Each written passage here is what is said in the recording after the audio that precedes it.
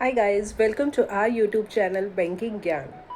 Banking ज्ञान में हम आज बात करेंगे रेट ऑफ इंटरेस्ट की।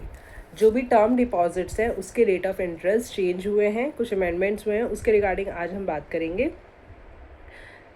दो चीज़ें जो पहले क्लियर कर लेते हैं। एक तो ये कि टर्म डिपॉजिट क्या होता है। जैसे एफडीज़ आप बनाते हैं, जो एक पर्टिकुलर अमाउंट की आप बनाएंगे, उसमें कितने दिन की आप बना रहे हैं उस दिनों के हिसाब से कुछ रेट ऑफ इंटरेस्ट चेंज हुए हैं, कुछ हमें ज़्यादा मिलना स्टार्ट हो गया है, तो उसके बारे में आज हम जानेंगे। एंड सेकेंडली, दो टाइप्स की एफडी होती है, एक होता है कॉलेबल, एक होता है नॉन कॉलेबल। नॉन कॉलेबल का मतलब होता है कि वो एफडी जो आप नहीं तोड़ेंगे। ठीक है, सपोज आपने 1 साल की बनाई, 1.25 साल की, जितने भी ईयर की बनाई, आप जो उसको बीच में नहीं तोड़ सकते उसे कहते हैं नॉन कॉलेबल, और जिसको हम तोड़ सकते हैं कभी भी उसे कहते हैं कॉलेबल। ठीक है, अब देखो, सेंट्रल बैंक में 3 टाइप्स की एफडीज़ में जिसमें रेट ऑफ इंटरेस्ट इंक्रीज़ हुआ है वो हम बताते हैं आज। जो फर्स्ट है वो है 333 डेज़।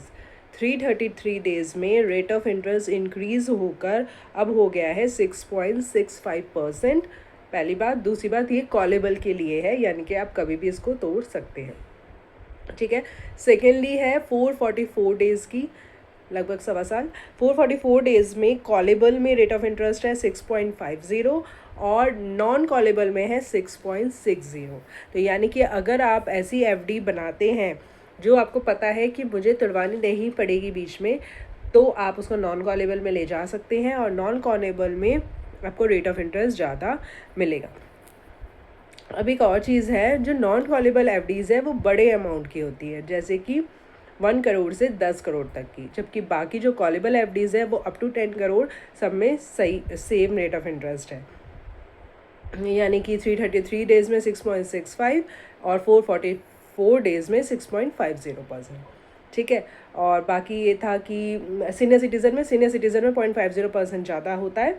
ठीक है, वो एप्लीकेबल इसमें भी है।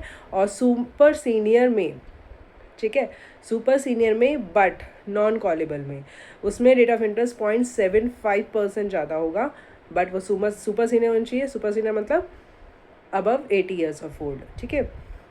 एंड सेकेंडली 0.75% ज़्यादा होगा, प्लस वो नॉन कॉलेबल होनी चाहिए। नॉन कॉलेबल कैसी एफडीज़ होती है? जो 1 करोड़ से ऊपर की होंगी और जो बीच में नहीं टूट सकती। इस तरीके से रेट ऑफ इंटरेस्ट अभी चेंज हुआ है, आप इसका फ़ायदा ले सकते हैं। आई गेस और बैंकों से ज़्यादा ही है जहाँ तक मुझे समझ में आता है। बाकी आप लोग और कंपेयर कर सकते हैं और इसका फ़ायदा ले सकते हैं। ओके गाइज़, फिर मिलेंगे एक नए टॉपिक के साथ। Bye bye.